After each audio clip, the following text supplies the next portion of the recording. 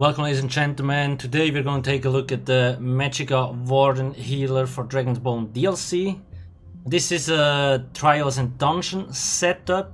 I do have a written guide on my website if you want to go check it out. I do have additional gear there and so on, so you can choose from a bigger variety.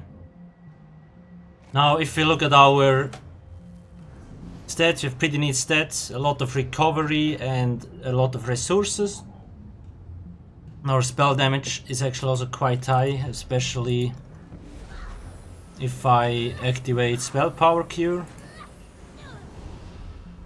Almost 2.9k, so our heals hit really hard. We're using the Atronach Mundo Stone, increase Magicka recovery. In combination with Witch Mother's Potent Brew, gives us Magicka recovery, max Magicka and max health.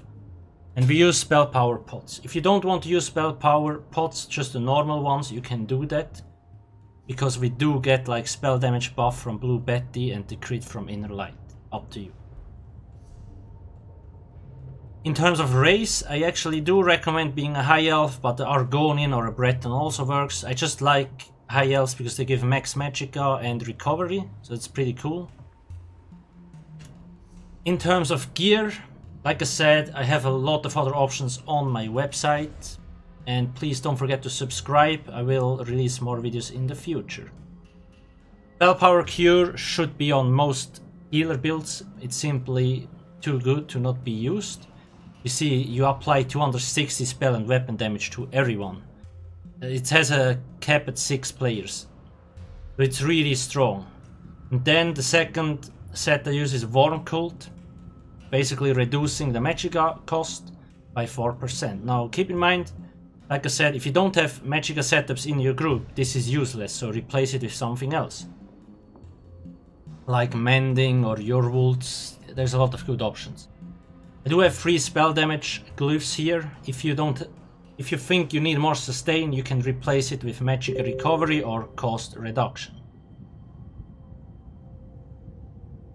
In terms of traits, infused with Tri-Stat glyphs on the big pieces, and then Magicka with Divine here. In terms of weapons, the Master Resto Staff with Absorb Magic enchant, powered, increases healing done by 9%, and it's just this one is really good, so really make sure to go get it. It restores 260 stamina on the first tick of Grand Healing. It's both helpful for Magicka and stamina. Back bar, you don't need a Maelstrom Staff, it's just a nice extra. What you need is a Lightning Staff with a Shock charged weapon enchant and a charged trait. That way we get a really high chance to actually apply concussion on the target, and that also will proc off balanced. You see it basically immediately proc, it's almost guaranteed. When concussion is applied to the target, we get 8% more damage, and with off balanced and the Exploiter perk here, we get another 10%. Plus, when you do a heavy attack on an off balanced enemy, then you will restore twice the resources from your heavy attack. That's the reason why you have to run this. CP 23 Tom, 18 Massed Arms, 76, 73, 37 and 13. Now Blessed and Elfborn are the most important because this increases your crit heals and this increases your overall healing. I also do have a 300 CP setup on my site in case you're not maxed out yet. 44 Shadow Ward, 76, 76. This is also very important to just boost sustain in general, and 44 here. 49, 49, 48, 13 and 81 Ironclad. Most attacks are direct damage, so this is very important.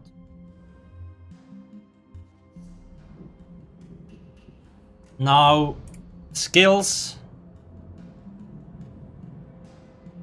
Just in general, let me quickly show you the most important passives. Now here you get a little bit ulti, so Savage Beast is quite nice. Increase your Magicka recovery, so we have the pet here on the front bar. Nature's Gift increasing, like, it gives you Magicka and stamina back when you heal somebody. This is very strong, that's why our sustain is so good.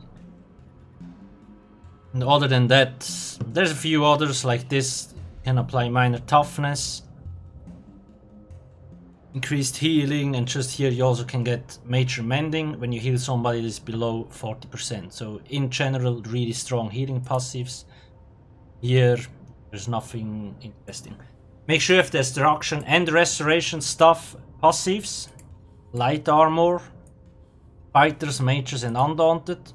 Racial, and the medicinal use passive in alchemy to increase the potion's duration. Now our front bar. Keep in mind, you can change this around. Just, I will explain why I set it up like this. Healing ward, basically when somebody drops low, you can activate this. It puts a huge shield on him. Saves a lot of lives. And then you actually have time to react with healing springs or with the heal on the back bar. Only use this if somebody really drops low on health or you don't know where he is. Combat prayer needs to be on the players all the time. Applies minor berserk, increasing damage done by 8%. Healing springs, your main heal. You see, you restore 340 Magicka for each friendly target hit. By a maximum, like you can hit tops 3 players with the restore. You can heal more, but you will only get Magicka back from top 3 players. So yeah. Inner light gives us more max Magicka, 5%. It's like 2k or something. If you don't want that, you can swap it out with another skill. So for example, if you're like, oh, I want to use Leeching Vines, go for it. It's an awesome thing. Same with Ice Fortress, you also could use this here, just to get damage mitigation in general. Blue Betty, another big source. Like, it doesn't cost anything, removes negative effects, and it gives you like 4k Magicka over 20 seconds. Also applies major sorcery. Enchanted Forest, only use this if you have trouble healing or like you run out of resources, which is basically impossible. But yeah, it's a nice burst heal. Otherwise, always use Aggressive Horn. It's a support ultimate. Everybody will have more resources and do more damage. So you get 10% max Magicka, health and stamina. And then you also get Major Force, increasing your critical damage done by 15% for 10 seconds. So it's really nice. Budding Seeds. This is a nice heal over time. You can apply this in addition with healing springs. It's really, like, it heals so much. Blockade of Storm, like I said, here to apply the shock enchant and off balanced. Elemental Drain. This needs to be on the enemy all the time. As much enemies as possible, because it applies minor Magicka steal. So you restore 300 Magicka every 1 second. Even better sustain. The Energy Orb. When somebody picks up this synergy, they will receive 4k Magicka or stamina, whichever stat is higher. So when you look at LFG, Dungeon Finder stuff, most healers don't use this. It's very important. Every 15 to 20 seconds shoot out 2 to 3 bubbles. So your tank, your DDs can pick it up, use the synergy, and then have better sustain. Enchanted Growth. Now this is a burst heal. You don't necessarily need it because you have already a lot of other heals. But as you can see, it's a cone. Not that big, but it can actually save. It's quite expensive. I do like it on the back bar just to apply minor intellect and minor endurance, increasing magic and stamina recovery by 10%. Like I said, if you want this heal on the front bar, you can do it. So you want to have access to a burst heal, but keep in mind it's only a very small cone. So yeah. I mostly use it to apply minor intellect. Other than that, that's basically it. Like I said, you can play around with those abilities. I just gave you the explanation why I use those. Very important. Always important to adjust the builds to your needs. It should function, like this build should function as a base, so you kind of know how to set it up, and then you can start playing around with different things.